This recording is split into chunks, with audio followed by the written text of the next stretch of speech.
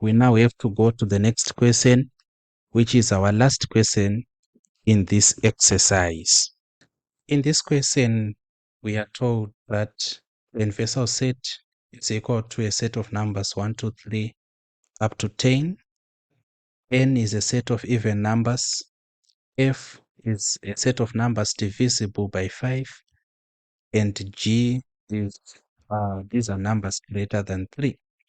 So before we go anywhere, sets, it's very sacrosanct, important, vital, extremely important kuti tange taita list out ma different sets atiinawo. I'm going to be doing my working here. Saka if there is need, nogona ku rewinder, you copy the question down so that you can follow through. But pakunyora masets angu manje ndaudzwa inini kuti universal set numbers kubva pana 1 kusvika 10. Saka ndinowanza kumanyora ese because ndinoda kuzoshandisa for comparison. Saka ndakutongonyora ese sezvaari. Then taudzwa isusu kuti n is a set of even numbers.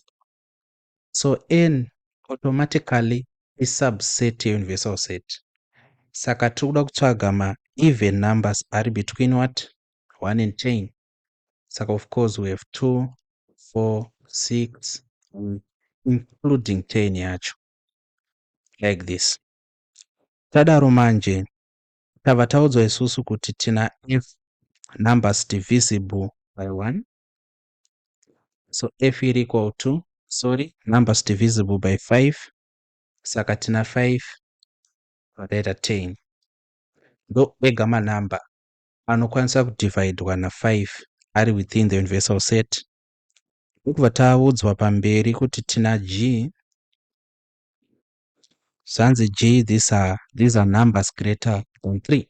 Some numbers are greater than 3. 3 is not included. So tungotangira pana 4, 5, 6, 7, 8, 9 and 10. Saka talista masets edu sezvaari. A yedu iri kuti write down the following statement using symbols. 5 and 10 are both greater than 3. Saka inogona kunyora yakadai so. Tinongogadzira kaseta aka kana 5 na 10. Anditi zvanzi they are what? Both greater than 3. So greater than 3. Of which titori naro set racho kudhara. Saka strictly speaking, answer yedu pa A, the F is greater than 3. Asi kana ako wakadzira set 5, 10 is greater than 3, tinongomakawo hedu sevanhu vane tsitsi. Asi kana takuda kuteedzera chaizvo pa A, answer ndi F is greater than 3. What about B? B yati iyo, if A is a number such that A is an element of n, kureva kuti A ari muna n, ukaudzwa zvakare kuti A is an element of f, A ari muna f zvakare, ukazoudzwa kuti A is an element of g, A ari muna g. A ndiani? Saka question in as much as iri kubvunza kuti A ndiani, in other words, iri kuda ngoti iri kungobvunza question yekuti what is n intersecting f intersecting d. Because tiri kutsvaga a common element iri muna n, f na g. Saka of course tofunga kushandisa the smallest set. Kutanga na 5. 5 haamu muna n. Saka 5 cannot be the answer. Tozoenda pana 10. Toona kuti muna n 10 arimo, muna g 10 arimo, kureva kuti A ari equal to 10. Kureva kuti kana wanga usina kunyora masets ako zvakanaka, we are going to see here, we are not going to answer these questions correctly. Saka I think we all understand why tati 10 because ari kuwanikwa muna n, f na g. Let us go to C. C yati iyo, if B is a number such that B is an element of n, and saka B iri muna n, and B is not an element of G, what is B? Saka tiri kutsvaga element iri muna N asi isiri muna G. Saka muna N tina 2, 4, 6 10. 2 haamo muna G asi 4 arimo, 6 arimo, 8 arimo, 10 arimo. Kureva kuti automatically B ndiani? Ndi2. Saka apa chachingodiwa basically just understanding basic English actually, and also not panicking, trying to find the answer. D iri kuti draw a Venn diagram showing the universal set N, F and G. Saka nchaisa Venn diagram rangu apo. This is going to be my Venn diagram. Saka panapa tine masets api? Tina N, tina F, saka N, F, tina futi G. Yakadai so. Saka kana tine element inowanikwa muna N, F na G, inonyorwa papi? Kutoziva kuti element yacho ndeyani? Tatoitsvaga ndi 10. 10 iri kuwanikwa muna N, F na G. Saka inonyorwa panapa. Pati panapa. Urikuona? Pari kusangana N, F na G ndo painonyorwa. Yanyorwa ipapo taakuti kudini? Taakuti isusu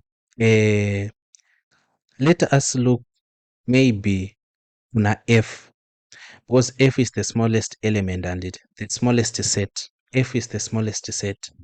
Saka looking at F manje, what we see is 5 ino-ish. Mapaona 5 iri kuwanikwa zvakare muna G. Kureva iko kuti F intersecting G iri equal to chi? To 5. Let me use a different color kana ndakuita my illustrations angu kuitira kuti zvisazo confuse. F intersecting G iri equal to chi? To 5. Which means kuti F na G panapa munonyorwa 5 because ndo pari kuintersectani F na G. Zvadaro F yapera because F ingori ne 2 ma elements 5 na 10. Saka tatomanyora 5, 10. Okay. Taita izvozvo manje. Let us look at N. Mapaona. Saka tikatarisa N, ngatitarisei kuti N ane relationship here na F. Anayo ya 10 chete.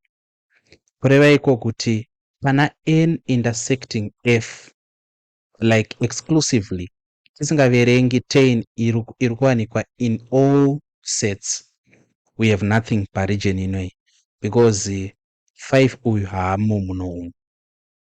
Saka zvoreva kuti tatarisa relationship yani ya N na F, takutarisa relationship ya N na G. Toda kutsvaga intersection pakati pa N na G. Saka tikatarisa N na G, tunaona kuti 2 ino-ish haimo munani? Muna G. Saka iri muna N chete. What about 4? 4 irimo ish. Togona toikancela panapa. Saka 4 inofanirwa kunyorwa mukati umu. Chinge chaita chidiki chino ichi. Kandizame kupa wedzera zvishoma kuti panyorwe zvinhu zvakati wandei like this. Saka mukati muno muchanyorani? Chanyora 4 andika. Then 6 irimo futi umu, chanyora futi 6 andire. Then 8, saka 6 ish taicheka.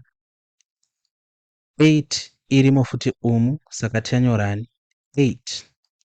Then 10 yatonyorwa kudhara 4, 6, 8. Ndo intersection ya N na G. Saka tikabvisa 2 tatonyora kudhara ndiri 4, 6, 8, 10. Toona kuti muna N muchangosara muinani? Muina 2. Then tikauya kuna G kunoku, tokuona kuti 4 yatonyorwa as intersection, 5 yanyorwa as intersection, 6 yanyorwa, 7 haina kunyorwa saka muno muna 7. Then 8 yanyorwa as intersection, 9 haina kunyorwa saka muno muna 9. Then 10 iri apapo. You see? takuda manje kuchitarisa kuti ko kunoku kunze kunei. Saka 1 inoi haimo muno, saka 1 chanyorwa kuno, 2 arimo, ko 3 amo zvakare, asi 4 arimo, 5 arimo, 6 arimo, 7 arimo, 8 arimo, 9 arimo, 10 arimo. Saka this is going to be our Venn diagram. The test we can do panapa, test toda kutesta ndeyekuti tikaenda pana n tikaona maelements ari na n ndi 2 4 6 10, 2 uno uyu, 4 uyu, 6 uyu, 8 uyu, 10 uyu, saka n akwana. Tikaenda kuna f 5 10, 5 uyu, 10 uyu, f akwana. Tikaenda kuna g tina 4 4 ari panapa, 5 uyu, 5 uyu, 6 6 uyu, 7 7 uyu, 8 8 uyu, 9 9 uyu, 10 10 uyu. Then 1 3 is complements of, saka 1 3 inenge iri a complement of what? Of n union f union g complement. You see? Saka 2 uyo tinogona kutomuwanira kuti akamira sei. 2 iyeyo